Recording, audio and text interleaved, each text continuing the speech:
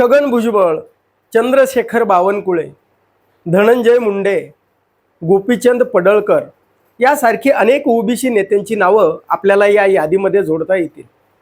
सत्ताधारी पक्षातली असोत किंवा विरोधी पक्षातली, पण कोणत्याही ओबीसी नेत्याची मात्रा या देवेंद्र फडणवीस यांच्या समोर चालत नाही. त्यांची सगळ्यांचीच बोलती या फडणवीस नावासमोर बंद होते. म्हणजे ओबीसी वर्गाला त्यांच्यावरचा जो अन्याय दूर करण्यासाठी किंवा त्यांच्या मागण्या सरकारकडून मान्य करून घेण्यासाठी ताकदीचा एकही ओबीसी नेता महाराष्ट्रामध्ये आज तरी दिसत नाही. आणि मग त्या लक्ष्मण हाके अथवा ते नवनाथ वाघमारे यांनी कितीही आपटू जरी घेतलं, कितीही त्रागा केला, आक्रस्ताळेपणा केला, तरी महाराष्ट्रामध्ये देवाभाऊंची बोलती आणि मनोज जरांगे पाटलांची चलती आहे. या पाठीमागं नेमकं कारण काय आहे की देवेंद्र फडणवीस जसं म्हणतात की आजवर एकाही पाठीमागच्या पूर्वसुरींनी, त्यांच्या मुख्यमंत्र्यांनी मराठ्यांसाठी एवढं काम केलं नाही आणि या पुढचे सुद्धा करणार नाही. त्यामध्ये ते एक नाव जोडतात, एकनाथ शिंदेंचं, पण त्यांना म्हणायचं असतं की एकही मराठ्याच्या मुख्यमंत्र्यांनी त्यांच्या एवढं काम केलं नाही आणि ते मान्यच करावं लागणार आहे. कारण हे देवेंद्र फडणवीस स्वतःला म्हणजे ओबीसी नेते म्हणत असतील किंवा त्यांचा DNA ओबीसी आहे असं ते सांगतात, पण काम मात्र मराठ्यांचं अतिशय इमाने इतबारे करतात. म्हणजे एकही शब्द, एकही मागणी मराठ्यांची अगदी खाली पडत नाही, वाया जात नाही.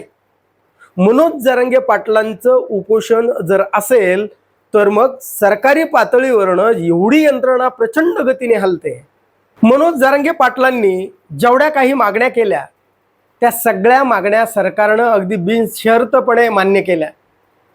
म्हणजे मराठा समाजासाठी स्वतंत्र मंत्रालय असेल, हैदराबाद गॅजेट लागू करून त्यानुसार कुणबीची प्रमाणपत्र देण्यासाठीचा त्यांची मागणी असेल, अथवा जे काही मृत्युमुखी पडलेले आहेत आरक्षणाच्या विषयामध्ये त्या तरुणांना, त्या पाठीमागच्या वारसांना, त्यांना तात्काळ नोकऱ्या, त्याही MIDC मध्ये आणि महावितरणमध्ये, तेही सरकारनं, देवेंद्र फडणवीसांनी यासाठी होकार दिलाय. अण्णासाहेब पाटील आर्थिक विकास महामंडळाचे परतावे तेही तात्काळ देण्याचं कबूल केलंय. जे गुन्हे मराठा कार्यकर्त्यावर झालेले होते ते गुन्हेही माघारी घेण्याचा सरकारने त्यांना आश्वासन दिलंय. म्हणजे सरकारसमोर एकही मागणी अशी या मनोज जरांगे पाटलांनी करावी आणि सरकारने नकार द्यावा असं होत नाही. आणि मग याचा अर्थ जे देवेंद्र फडणवीस यांनी मराठ्यासाठी प्रचंड मोठं काम केलं ही गोष्ट मान्यच करावी लागेल. आणि कोणताही मराठ्याचा मुख्यमंत्री जरी असता तरी एवढं झुकतं माप, म्हणजे प्रत्येक मागणी आणि पाहिजेच असं त्या पद्धतीनं जे काही अभ्यासक आहेत खाजगी, त्या सगळ्या अभ्यासकांच्या ड्राफ्टिंगमधून जे मागण्या येतात त्या मागण्या सरकार मान्य करत आहे. पण मग ओबीसीसाठी अशा मागण्या, म्हणजे हे लक्ष्मण हाके अगदी गावगाव फिरतायत. लक्ष्मण हाके असतील, त्यांच्याबरोबर नवनाथ वाघमारे असतील, पण त्यांना एवढं सरकार भाव का देत नाही? त्यांनी उपोषण केलं, त्यांची उपोषणं सोडायला कोणी मंत्री येत नाही किंवा सरकारच्या पातळीवरून एखादा अधिकारी, तहसीलदार सुद्धा त्यांच्याकडे जात नाही. एवढं दुर्लक्षित का? कारण ह्या दोघांच्या आंदोलनामध्ये फार मोठा फरक आहे. कारण ही आंदोलन मनोज जरांगे पाटील हे एक निस्वार्थीपणे समाजाची भूमिका घेऊन पुढे जात आहेत आणि हे जेवढी ओबीसीची नेते स्वतःला म्हणून घेतात किंवा त्यांना प्रस्थापित नेता म्हणून व्हायचं आहे, ते एक स्वतःच्या स्वार्थासाठी लढतायत असा एक संदेश ओबीसी वर्गामध्ये गेलेला आहे. की ओबीसी वर्गाला हे पक्क माहिती आहे की लक्ष्मण हाके जे लढत आहेत त्यांना जर एखादी आमदारकी पदरात पडली तर ते पुन्हा लढतीलच याची खात्री ओबीसी समाजाला सुद्धा नाही आहे. म्हणजे म्हणून ते आता केवळ आणि केवळ ओबीसी समाजाच्या साठीची लढाई, म्हणजे गाव खेड्या पाड्यामध्ये फिरतायत.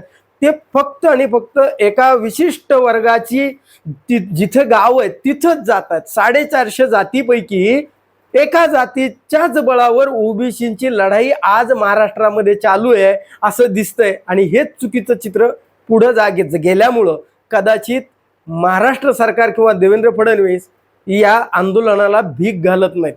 मग नवनाथ वाघमारे असतील किंवा हे लक्ष्मण हाके असतील, एक स्वार्थी वृत्तीनं काम करतात असा संदेश गेलाय.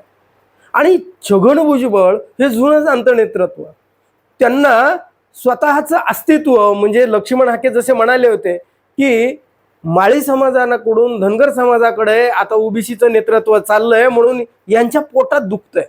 म्हणजे या छगन भुजबळांना एकतर स्वतः ओबीसी नेता म्हणून स्वतःचं अस्तित्व टिकवायचंय आणि दुसरी गोष्ट म्हणजे आपलं मंत्रीपद त्या देवेंद्र फडणवीसांनी दिलेलं आहे, ते मंत्रीपद टिकवायचंय म्हणून ते या मनोज जरांगे पाटील असतील, त्यांच्या मागण्या असतील किंवा देवेंद्र फडणवीस असतील, त्यांच्यासमोर ओबीसींचं मागणं अगदी ठासून मागताना दिसत नाहीत. चंद्रशेखर बावनकुळे हे तर त्या देवेंद्र फडणवीसांचे पाईक आहेत. म्हणजे जर देवेंद्र फडणवीसांची जोपर्यंत इच्छा आहे तोपर्यंतच ते त्या ओबीसी समितीचे अध्यक्ष असू शकतात किंवा मंत्रिमंडळामध्ये सुद्धा त्या देवेंद्र फडणवीसांच्या इच्छेनुसारच ते थांबू शकतात. आणि धनंजय मुंडेंचं म्हणाल तर ते आशेन आहेत, आशेवरती आहेत की आज ना उद्या देवेंद्र फडणवीस आम्हाला मंत्रिपद देतील आणि मग मंत्रिपदापेक्षा ओबीसीच्या ज्या मागण्या आहेत किंवा त्यांची जी काही लढाई आहे त्यापेक्षा मंत्रिपद महत्त्वाचं आहे. पण ते नाही का म्हणाले होते, मागच्या वेळेसही ते म्हणाले होते की देवाभाऊंना आमची इच्छा माहिती आहे मनातली आणि आमची देवाभाऊ ती इच्छा पूर्ण करतील. म्हणजे त्यांना मंत्रिपदाची अपेक्षा आहे.